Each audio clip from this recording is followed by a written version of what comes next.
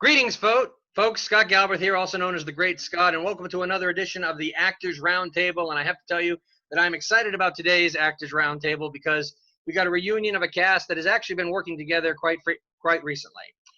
Many people who know me know that I am a huge fan of faith-based material, and just like the next guy, I like your average cop show. I've watched everything from CSI to Law and Order to Blue Bloods being one of my favorites, and of course the USA show White Collar.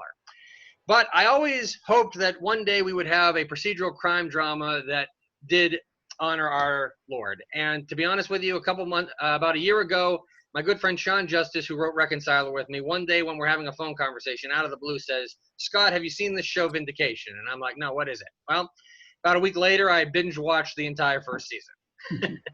And it is a show that is, in one word, awesome in my opinion. You can see it on Amazon Prime as well as Pureflix and some other streaming services.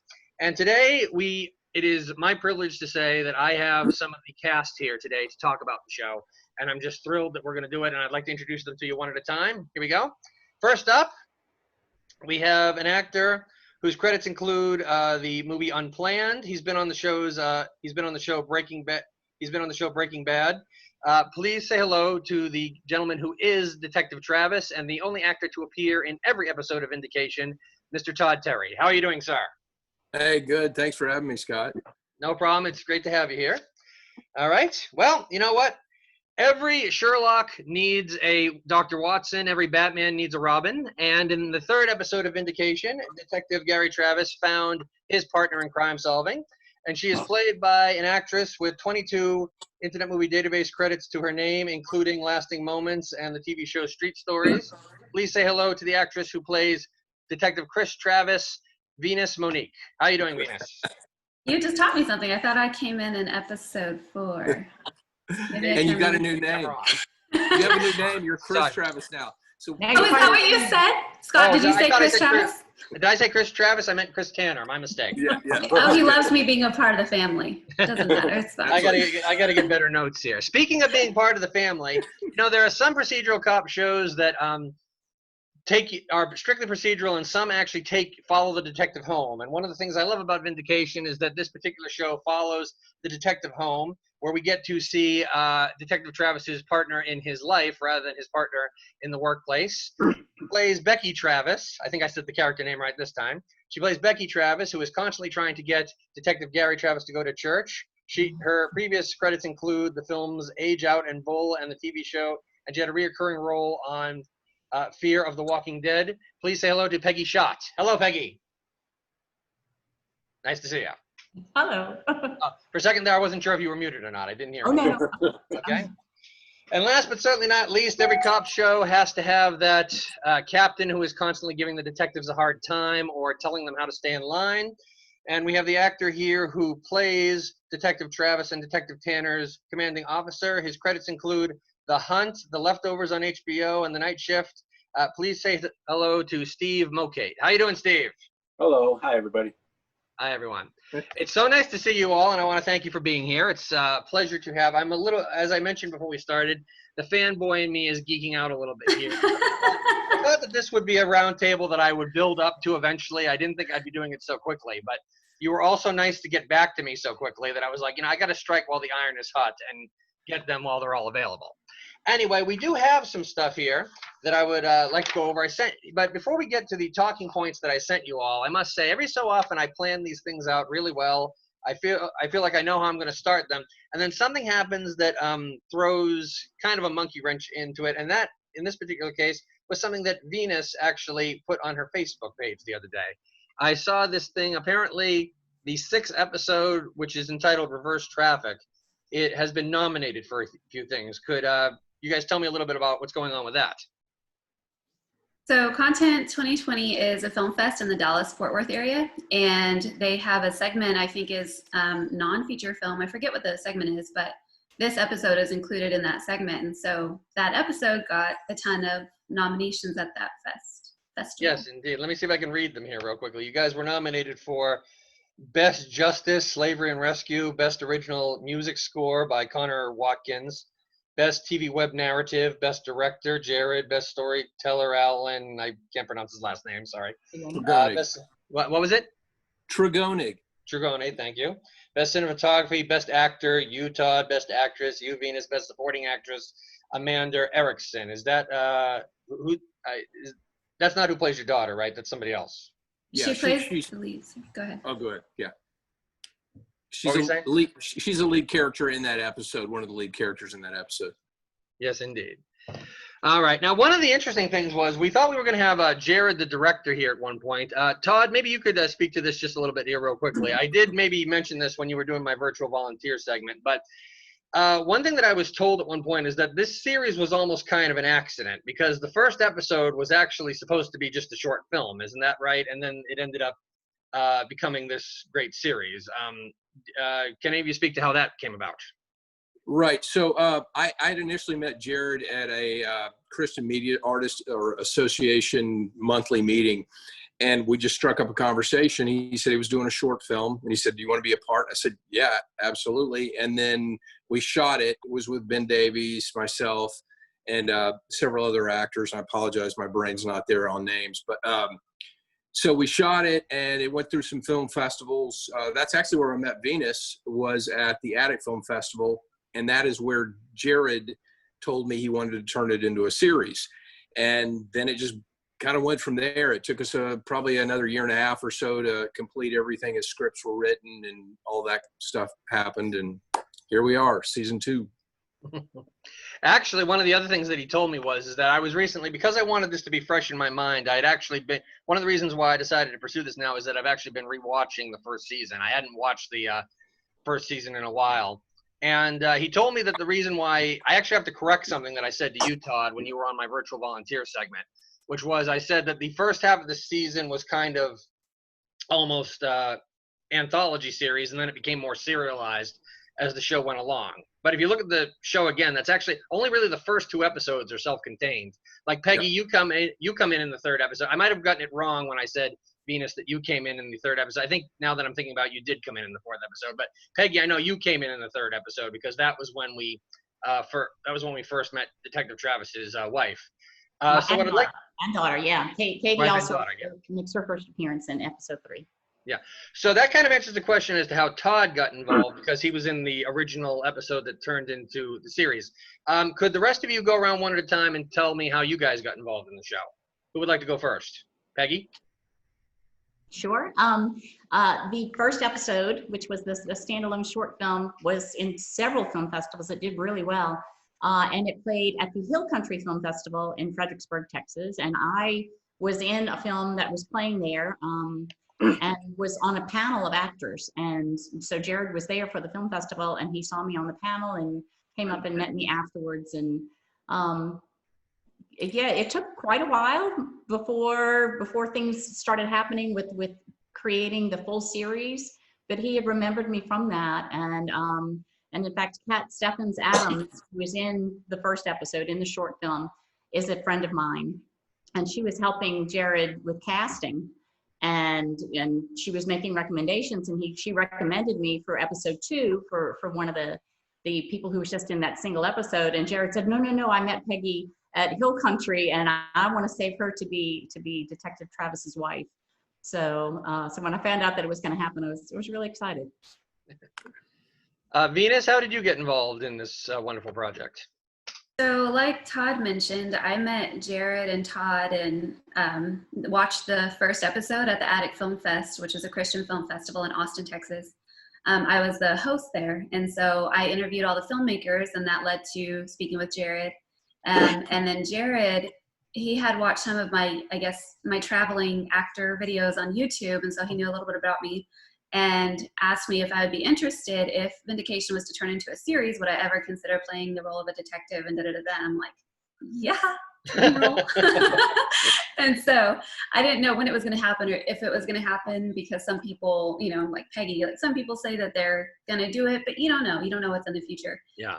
So I ended up moving away from Austin, and then Jared was like, hey, I know you moved and you kind of stepped out of acting, but are you still wanting to do this character? And so I auditioned for it and got the part. And so yeah, that's how I joined. And Jared put me through like a trial short film where we went and we filmed a completely separate project aside from Vindication, I guess, just to see who I am, how I act, and just me as a person. So I passed that test. So yeah. So then he brought me on in episode 4. You can be added to the list of people I've heard that said that they were out of acting when a project came their way that ended up being like the role of a lifetime. I'm amazed at how many people I hear that happen to. Steve, how did you get involved in this project, sir? I kind of beat the odds. I didn't know anybody, and I went on Actors Access, which is a website that agents and actors use to find jobs. And I went through the breakdowns. I saw Vindication, and I self-submitted. Most everything I've ever done has been through an agent, but this one I self-submitted for. And Jared probably got thousands of submissions. So it's kind of luck of the draw thing. He actually opened my information. One thing led to another. We had a conversation on the phone. I did an audition for him. And then that's it. It took off from there. So I think I started in number 3, I think. Either 3 or 4. I can't remember which one I started on. Yeah. I'm pretty sure I started on number 3. I think 3, because that's when you tell him that he's getting a partner. Yeah, good point. Yeah, I tell him about you. Right? I should have done better research as to who came in when. It's hard because of the show. I am a little bit busy, unfortunately, and it was hard to watch every episode more than once to prepare for this, unfortunately. So, like I said, and one of the reasons why this came about was because I had started to watch it again. Anyway, I was wondering, let me just look down the questions that I have here. One of the things that now I feel more comfortable asking this question because Jared is actually not here. When I was rewatching some of the episodes recently, I was texting with him and I mentioned that episode 5, Made Like New, was one of the very first episodes that told the story linearly. It was not doing flashback. It had one flashback, but for the most part it was in order. And he just happened to mention that was the night that you guys were shooting in the storage unit, and said that it was a very cold night. And I don't think Peggy and Steve were there, but I think Venus and Todd, you guys were in that. What was that experience like shooting that evening? He said that it was one of the harder shoots. It was horrifically cold. I don't remember exactly how cold, but I remember between shots, I'd go sit I had a truck at the time. I'd go sit in the truck and crank the heat. But yeah, I remember, I don't know about you, Venus, I had flannels underneath what I had, but and I remember there was a moment in that scene that I had to, have an interaction with a character that was a little more of a subtle interaction. And I'm like, I have no idea how to do this because I was just shivering. But yeah, it was cold. That is the night that I almost put Todd in a chokehold. Really? Because because we were rehearsing it, we were going through it. I had layers too, and we had our jackets on and everything. And then it came time to film, and Todd was like, "You want jackets on or off?" And I was like, "Why would you ask that question?" Jackets off. Yeah. So every time it was just quickly put on the jacket and then go back to filming and then put on the jacket. Yeah. So yeah, it was really, really chilly. Yeah. Sorry. That was a tough episode for me too, because I was indoors and the heat was turned up a little high. So Yeah. Yeah. a little You know what? uncomfortable. I haven't Wait a actually. minute, I was left alone in the Bible study that nobody showed up for. I haven't actually asked Jared about this, but I almost have a feeling, and I probably shouldn't say this while it's live, but I should just talk to him.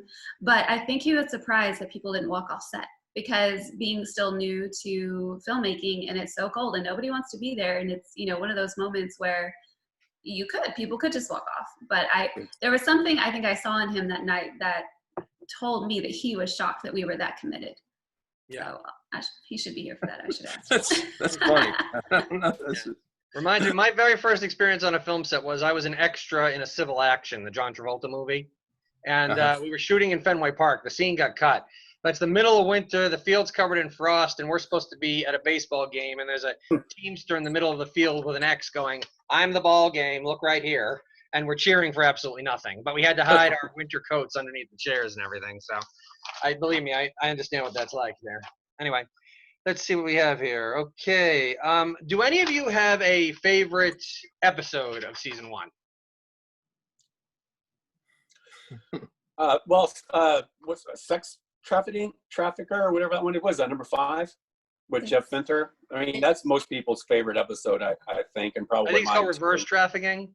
Reverse trafficking, yeah. Yeah. And That was a great one. Number 10's great too. I love number 10. Everybody was just awesome in that one. Oh yeah, I actually just watched episode 10 just before we got on here to make sure that I Yeah. was caught up, and I forgot how make sure I was caught up, and I forgot how intense it was. Right. Yeah. Yeah, that Anybody was else? a great one.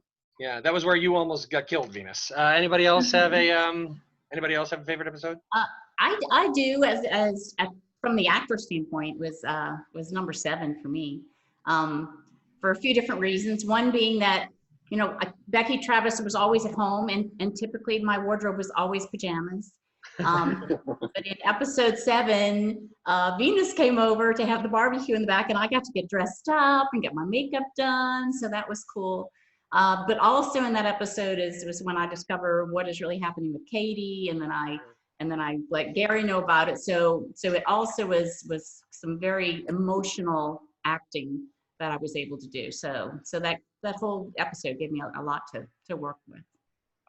That's one of the things I actually like about the show. I was actually happy when I saw that the show was actually kind of going in that direction. One of the things I love about the show is that it deals with, in my opinion, it's a faith-based show, but it takes place in the real world. It deals with real world issues that I'm not going to name names, that some Christian filmmakers are afraid to touch with a 10-foot pole. You know what I mean? Like, they almost kind of want to make everything family friendly or family friendly films or whatever. And to be honest with you, this show is, family friendly. I mean, like, there's no cussing. Todd, when you shot those 2 guys in the last episode, there was nothing graphically violent, but it's not afraid. I would call it a PG-13 Christian show, which is what I love about it. In no way is it a TV mature audience one, but it deals with some stuff that other ones are afraid to. Did everybody answer the favorite episode question?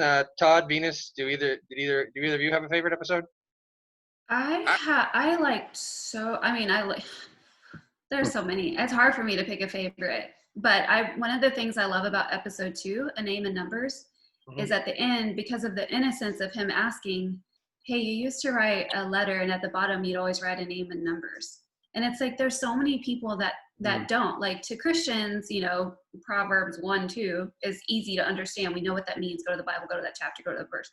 But I think the innocence of, like, what are these names and numbers? I don't understand that. And there's just something about that innocence that I love. But I love so many of the episodes. Venus, I love the one where you attacked that guy on the hood of the car. Oh my gosh, Peggy, you have no idea. I do too. That was my truck. You didn't. You know what I was supposed to? I was only going to get to punch that guy. And then my husband told me, he was like, why don't you tell him you're not all flower petals and like sunshine? Ask him if you can deck him, like if you can take him down. And I was like, okay, hey, Jared, can I do it? And he was like, yeah. She did. Yes. So much fun. Yeah. That's good for you, Venus. I get to be the out of breath guy all the Todd, time. So. I watched it the other day. Oh my gosh, it was so funny. I was just watching you huffing and puffing. I was like, you were making me laugh so much. That's because you're huffing and puffing in real life, Todd. They had to work.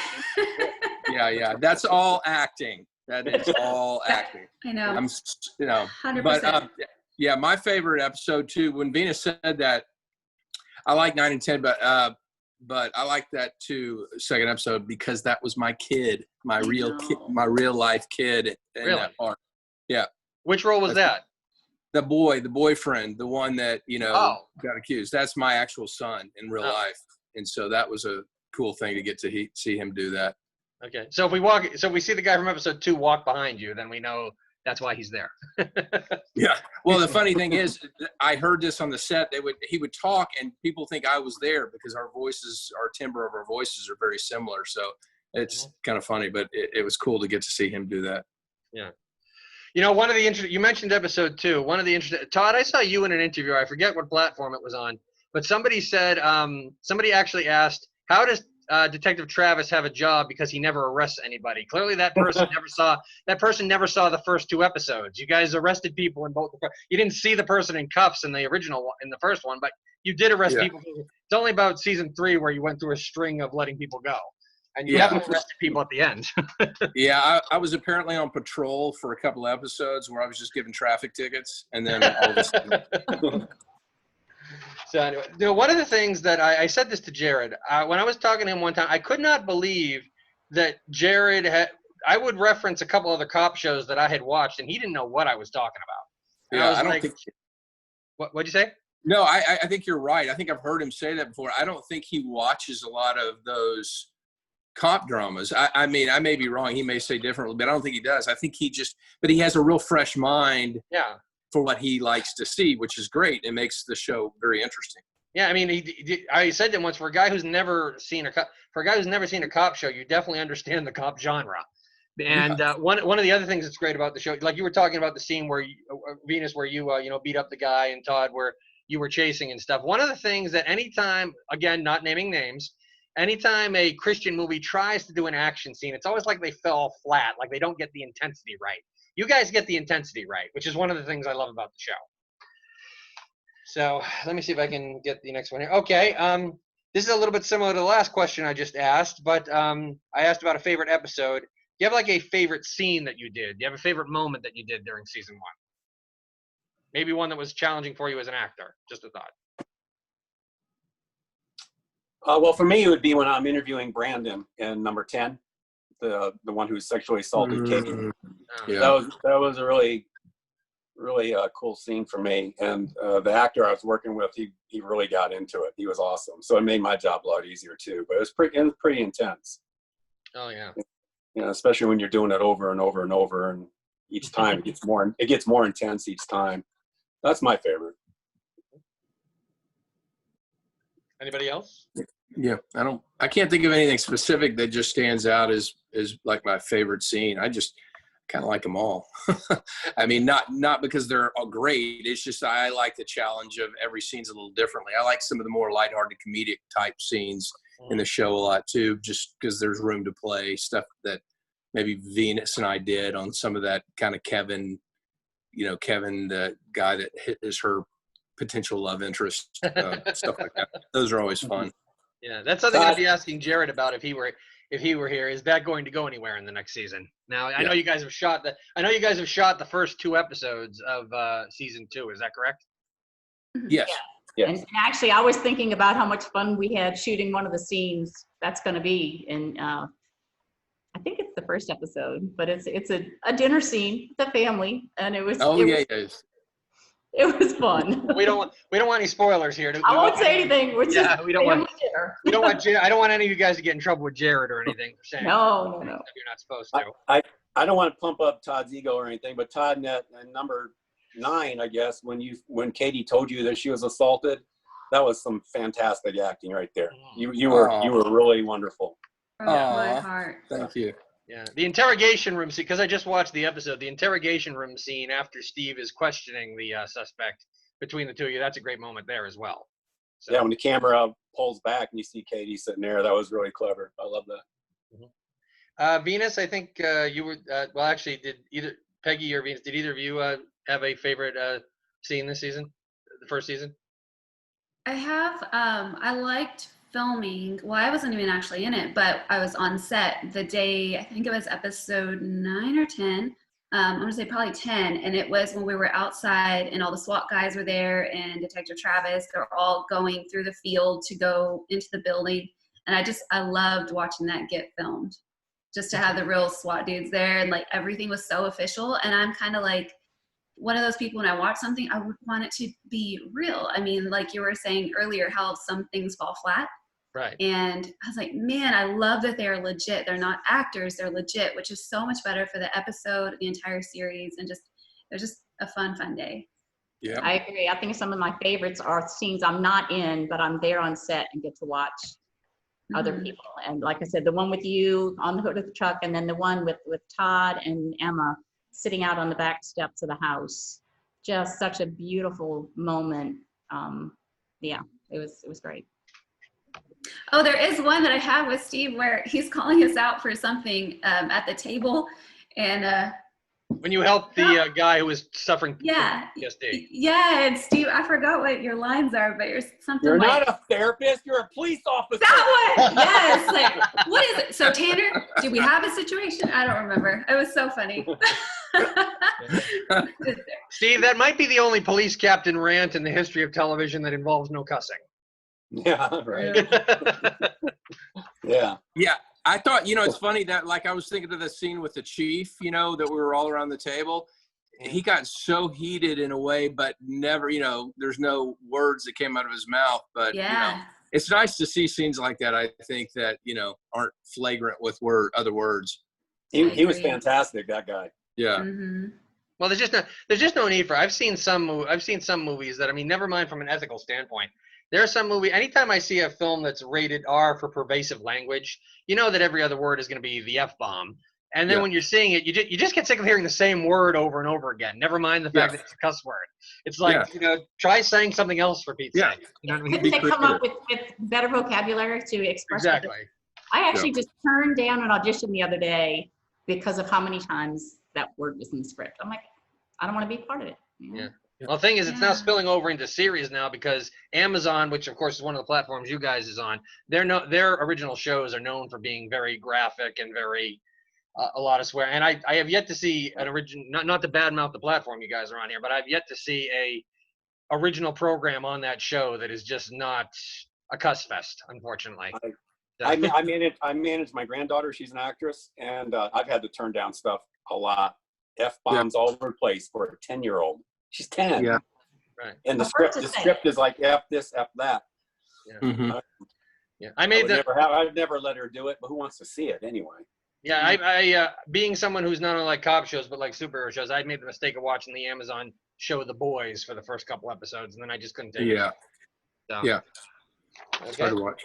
Yeah, let's go on to the next question. Now, this one's a little lengthy and maybe a little bit complex, which is why I wanted to give it to you guys ahead of time. As being someone who's watched a lot of television, I remember Dick Van Dyke saying in an interview one time about his show that Rob Petrie was pretty much him, except I wasn't quite that much of a klutz. And another example would be Gabriel Mock on the Suits, on the USA show Suits, said that Harvey Specter is the opposite of him. He's not playing himself at all. I thought it would be interesting to go around and ask you each, what part of your character is you, and what is you just playing pretend? Example, Todd Terry. What is the difference between Todd Terry and Gary Travis, and what's the same? Well, for me, it's like I think any character has a great amount of you in it, regardless of what you do. And then there's aspects of that character that aren't part of your life, whether it's your job or whatever. But I would say the parts that have become more of me are my curmudgeonliness, my stubbornness, and things. You just over the years you realize, what, I can be kind of stubborn at times and hard-headed and all those kind of things. So there's an aspect of me in there, although I don't walk around presenting myself that way necessarily. But that's the freedom of acting, is that you get to show all those aspects of yourself on a wide platform without, because to be honest, we all walk around with somewhat of a mask on in public. Mm-hmm. So, but that's what I love about acting. I would say, I was actually thinking about this. We all have like a core values that if we do things against those core values, we have a conscious crisis. And I think that's what makes characters interesting. If that character has a strong why about why he does things or whatever, that makes that character interesting. And so, for me, Travis is all about truth seeking and uncovering, deception and things like that. But in the process of the show, for me, what's interesting is because he's like that, he eventually comes up against having to uncover the truth about what goes on in his own life and his own family's life. So I know I didn't totally answer the question, but I've been thinking about that, and that's kind of that's his thing that pushes him day to day. Venus, how about you? I feel like Chris and I are very, very similar in a lot of ways. And although I do think that she has a much harder background than I do, and so she's probably got more, she's got more to her that I like. But yeah, I think for the most part, as far as the way we portray ourselves and the way we speak to other people and the way, I don't know. I think there's just a lot of similarities between that character and myself. So it's not that's why I think when Jared gives me the more emotional stuff for my character, because that's when I feel like I really get to stretch a little more. But yeah, I love that character. It's my favorite character to date. Peggy, what about you? I think of all the characters I have played, this one is probably the closest to me because we have so many things in common.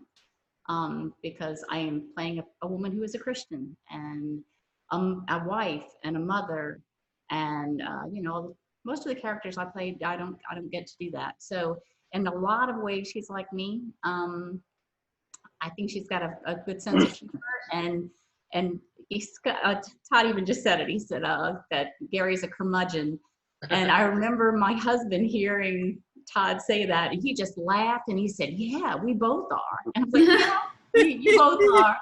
So I think that the relationship between Becky and Gary has a lot of similarities to the relationship I have with my husband, because he's a curmudgeon too, and he admitted it. So yeah, so it's interesting to keep her separate from who I am, but then there's so much that I can draw from, and even as an actor, as you're preparing for a role, something that I just love doing is episode 5 when I'm leading the Bible study group, and leading up to that, the several weeks leading up to that, going to Bible study and being able to bring that into my work as an actor, something from my real life that is so important to me, was really something I appreciated. That was actually one of the when I was talking earlier about you know. Oh, by the way, if we get a comment on this video saying I'm not a curmudgeon, it's probably your husband, right? So, when I was talking earlier about, you know, moments that are actually real, it was, you know, kind of a downer, but the ending where Becky is there and no one has shown up to the Bible study because of what I've heard, I've sadly seen situations like that in real life that have happened in church, and that's another example of the show being true to life. Steve, your turn. I'm very similar to Tom Woodson. You only see him at work. Yeah. But, you know, with my backstory and my vision of him, when he leaves work, he's a totally different guy. You know, he's tough on the outside and he's a good guy, you know, on the inside once he leaves the office. But, you know, work-wise, I would be just like him in real life. Now, in season 2, Jared's making me out to be much more of a jerk, so I may back off of that statement a little bit. So, but yeah, I would say I'm very similar to him from what you've seen so far. Yeah, I'm tough. I'm demanding, but I'm fair, I think. Todd might disagree, but yeah. I love Steve to death, but he is the biggest jerk in the world. You know, some of the back and forth that you guys are doing here on the messages as we were preparing for this.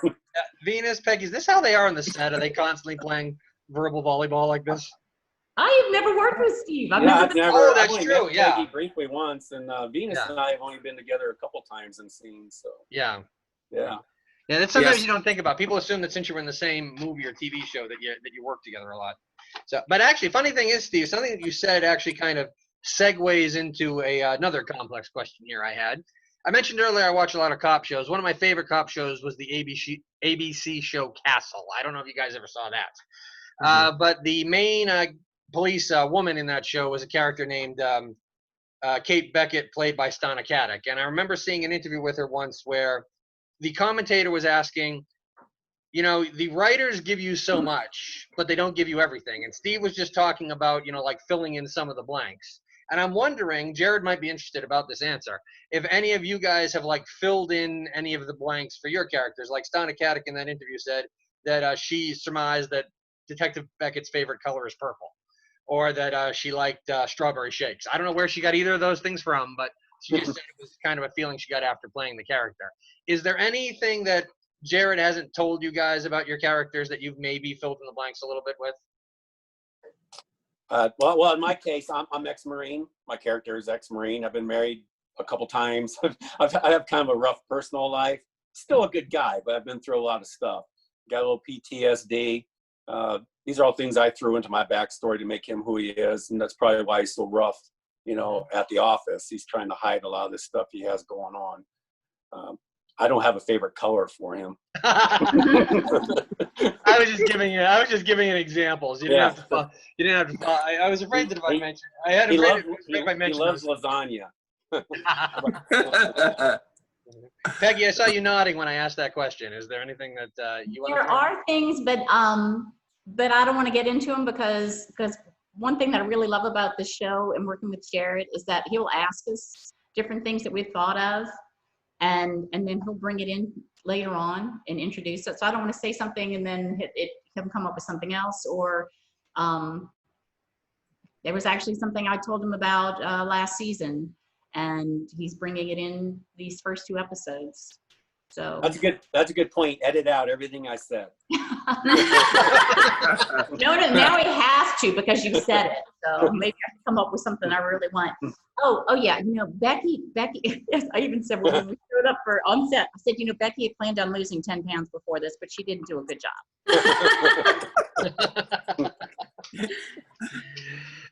Todd, Venus, you want to say anything to that, or do you not want to mess things up for Jared like Peggy didn't? Well, I'll say this, you discover some of those things. Like, I now know that Travis loves to eat. He has his special eating things, because it's funny, Jared puts several eating scenes in here, and, over time it develops, that's a comfort thing for him, is he loves his food or whatever. And we've been shooting another, the second season, and I noticed Travis doesn't like people touching his stuff. It's just things like that you discover in the midst of a scene. You go, oh, this feels right. That kind of thing. Venus? Yeah, I do. So I kind of set up why did I even want to be a detective? And so I have a story of when I was 7 and my sister and I were, I can't even talk about it honestly, because it's gonna make me cry, because it feels so real. But my sister got kidnapped. I'm not gonna talk about it. Okay. There's a reason. Way to set us up. I am. Wait, a what? Set us up. Oh, I'm sorry. Well, I didn't know I was gonna, whatever. Anyway, we'll I have that, plus like my relationship with my parents, and my relationship with my brother, and just other stuff, just in. We have seen your brother on the show, right? I think he was Yeah. he was real brief. He was real briefly on there, but I'm not. Did he have any lines? I couldn't remember. I remember him being there the night that what's the tech guy's name? I'm sorry, Kevin. the guy who's crushing on you. Yeah, he shows up with flowers, and that was one of the more I think that was one of the more humorous moments for me about there. So, but I think, is that the only time that we saw the character of your brother? I think so. Yeah, I I think think so. I wouldn't be surprised. There's a couple avenues as I watch this show. As a viewer, you're always thinking about, you wonder if they're going to go this direction. You wonder if they're going to go that direction, or something like that. I'm wondering if at some point we might see your brother more, given how much your characters talked about him. One thing that I did think about when I was watching the series a second time, Todd, Peggy, you guys might find this interesting. Everything that you characters went through with your daughter, there's not one scene where there's a picture of just the 3 of you, and there's not one scene where you say that Katie is your only child.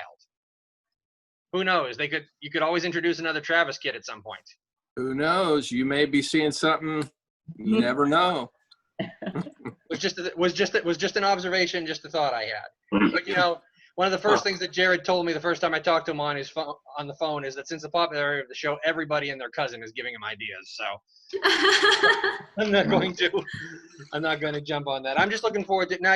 One of the things about Amazon is the fact that they don't really, and other streaming platforms, is that they don't really go on the same schedule as like network TV. I mean, there have been shows that have been on Amazon that have been off for air for a full year, and then all of a sudden a new season shows up, which is actually perfect for a situation where you guys shot the first 2 episodes. Do you have any idea, or can you say to when the production is going to resume, or has it been shut down because of COVID? I mean, what's happening right now? I can tell you what I know from when we met, but I don't know if it's still the same, because things change, seems like daily. But supposedly we're supposed to have the first half of the season, I think, shot, before the end of this year. So how that happens or what, I don't know. And Jared probably has some announcements too on, future airings and things like that. I don't want to say, because again, I don't know if they're still true. We're in a world where things are constantly changing, unfortunately. Yeah. But I know that you guys work with a pretty small crew, right? As far as that's actually one thing that might actually be working to your advantage, because all these big studios that have to have like 100 people on set. Hey, was that the guy from episode 2 that just walked behind you there? No, that was my younger son. Yeah. All right. all the big studios that have to have a whole bunch of people, hunkered down in like the big studio lot. And you guys shoot I'm guessing you guys shoot on mostly real locations. Is that right? Yeah. Yeah. Yeah. Not much sound stage shooting and such. Yeah. Let's see here. Here's a question for you all. What is it that you hope that people who are watching Vindication get out of it? Well, you touched on earlier that it's possible to watch a TV crime drama without the sex and without the cussing and still be highly entertained, because that's what it's all about on Vindication.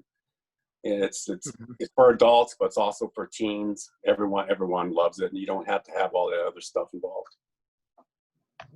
Yeah, oh, go ahead. Sorry. What were you saying? Go ahead. You gotta love Zoom.